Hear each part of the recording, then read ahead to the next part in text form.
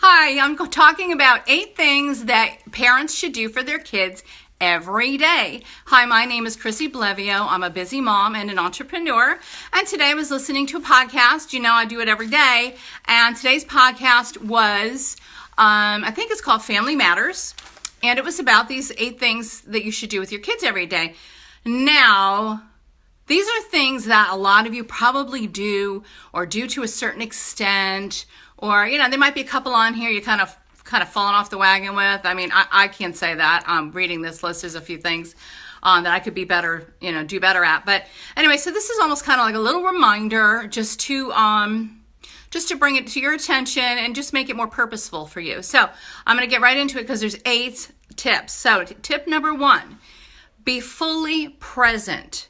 Okay, now that's an easy one. A lot of these, I'm going to tell you right off the bat, are easy when they're little because you cannot be preoccupied with your computer or your phone or TV when they're little. That could be dangerous. We all know that. You got to watch them every minute. So to be fully present, that is something you really got to make more of an effort in as they get older.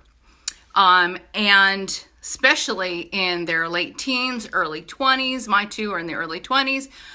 So what you should do when they get older is just make sure you kind of take their pulse, get a pulse a couple of times a day, a few times a day. Check in with them, see how they're doing. If you can't always feel like you can be totally present, just check in on them, see how they're doing, mentally, emotionally, throughout the day. Tip number 2, be a good example. And specifically be a good example when it comes to consistency and integrity. Now, in consistency, what I mean is make sure that you are always your authentic self, whether you're with your kids, you're out with your girlfriends or the guys, you're at school talking to a teacher, you're out in the grocery store, you're at work, wherever.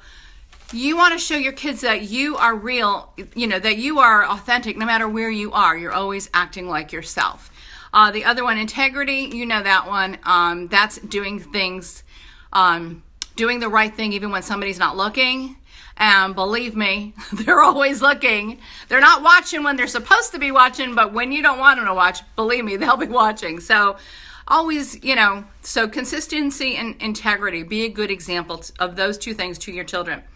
Number 3, show physical affection.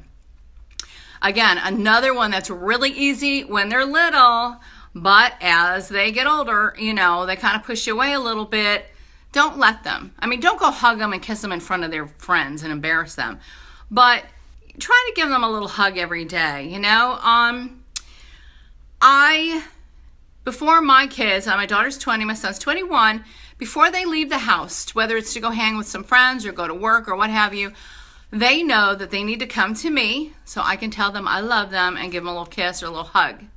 Now, I do that because I lost my little brother in a tragic accident when he was 13. And to me, when your kids leave your house and get in the car, you just never know what could happen. Hi, Jana. So, I don't know, maybe that's more of a comfort for me, but I feel like I have to make sure they hear I love you before they leave the house. So that's, one way I give them a hug. That's my affection. The other thing we do in my house is, we used to do a lot more of this, and I think we have to start this up again, is my daughter was not really the huggy-kissy type, and my son was, and I am. So once in a while, we'd grab her and we'd say, let's make a Bella sandwich. Her name is Bella. And we'd grab her and get her between us and kiss her and hug her, and she couldn't get away. We'd all end up laughing. So I'm thinking it's probably time for a Bella sandwich, maybe a Noah sandwich, a family hug. When they're older, you can kind of make a joke of it, but you can still grab them and give them a little hug because everybody craves affection. And as you get older, it is kind of natural not to do that as much. And we should. But like I said, don't do it in front of their friends. Oh, God, they'll never forgive you for that. Number 4, kind and loving words. All right, these are a few phrases, and I'm sure maybe you have some you say in your family, but your kids should hear one of these phrases on a daily basis. I love you. That's an easy one. I believe in you, I'm proud of you, and I am here for you. Those are things your kids need to hear on a regular basis. Number 5, okay, discipline. Remain calm. Now, I know that's not always easy, especially when it's something they've done a million times and they did it again. But you need to, hi Stephanie, you need to remain calm when you're disciplining your children, because when you're disciplining them, you're teaching them a lesson. And I don't mean I'm going to teach you a lesson. I mean, you got to show them what they did wrong, and you're teaching them self-control, self-discipline. They're not going to learn too much if you're, unhinged and screaming. They're going to get defensive. They're going to be maybe a little scared or upset. It's just going to be crazy. They're not going to take away any lesson from a situation like that. So calm down, count to 10, do whatever you got to do, and discipline them calmly. Number 6, you have to laugh with your kids. And again, that's easy when they're little, because and you've seen some of those videos where, so the parent does like the simplest thing and the baby laughs, right? And the little kids laugh at everything. As they get older, it's not that easy.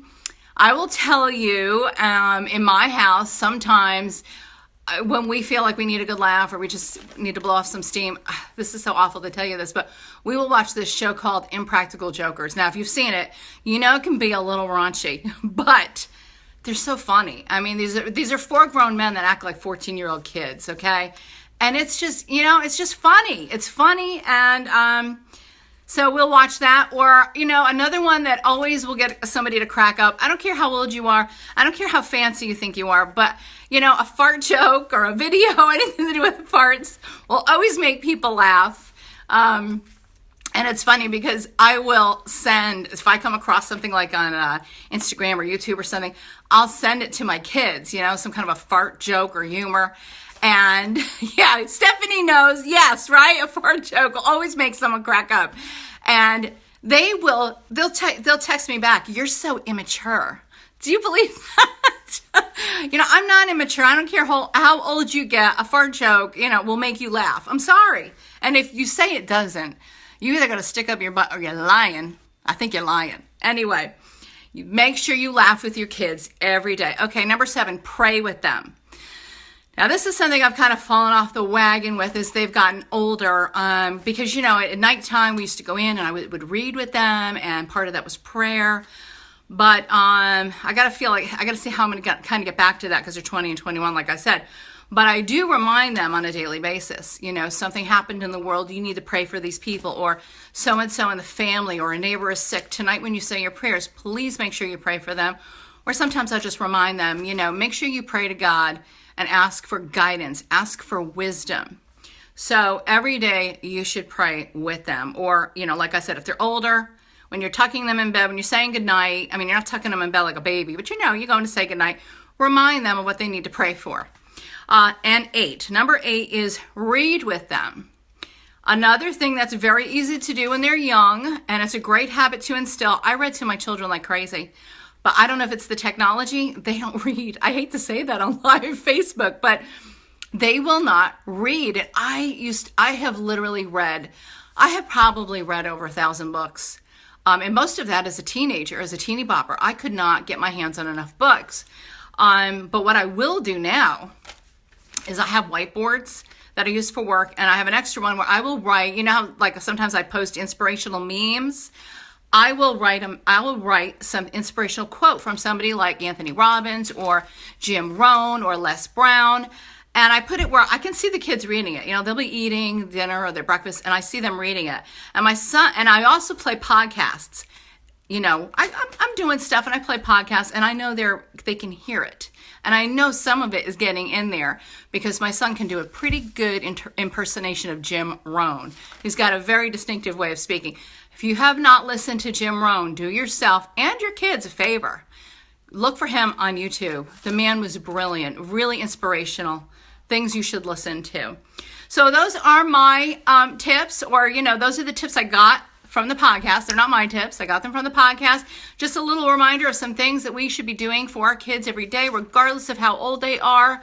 If you like this information, if you found it of value, please like my post. Please leave me a comment. If any of these I read to you kind of touched you or made you think of something you and your family do, I would love for you to share that in the comments, because a lot of parents will be watching this video, I hope, I'm assuming, but it will be mostly parents that watch this. So if you have something that you think another parent could benefit from, please share it in the comments section, right? Don't be stingy.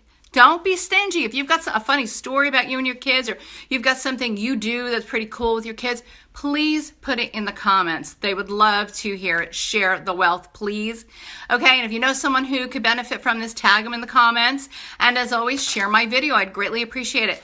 Anyway, that's it for tonight, folks. I will see you tomorrow. Everybody have a wonderful night. Thank you.